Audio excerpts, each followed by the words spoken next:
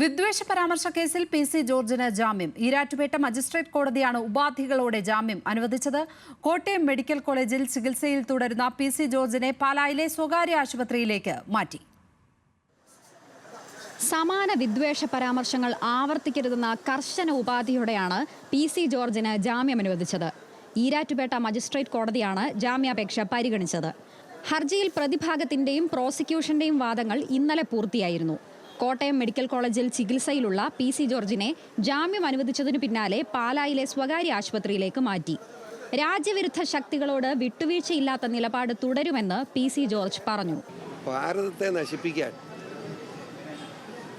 രാജ്യദ്രോഹ നടപടികളുമായി ആരിറങ്ങിയാലും ആ ഭീകരവാദികൾക്കെതിരെ ഒരു സംശയം വേണ്ട, തൻ്റെ ഇടമായി മുമ്പോട്ട് പോകും. ആ കാര്യത്തിൽ ഒരു വിട്ടുവീഴ്ചയും. അസുഖങ്ങൾ ഉണ്ടായിട്ടും ആശുപത്രിയിൽ പോകാൻ കൂട്ടാക്കാതിരുന്ന അച്ഛന് കേസ് മൂലം മികച്ച ചികിത്സ ഉറപ്പാക്കിയ പരാതിക്കാർക്ക് മകനെന്ന നിലയിൽ നന്ദി പറയുന്നതായി ഷോൺ ജോർജ് പ്രതികരിച്ചു. രാഷ്ട്രീയം മാറ്റിവെച്ച ഒരു മകനെന്ന നിലയിൽ ഈ പരാതിക്കാരോട് എനിക്ക് നന്ദി പറഞ്ഞാൽ മതിയോ? കാരണം ഒരിക്കലും ആശുപത്രിയിൽ പോകാൻ പറഞ്ഞ മര്യാദയ്ക്ക് പോകുന്ന ഒരാളല്ല എൻ്റെ അപ്പൻ പി.സി. ജോർജ്.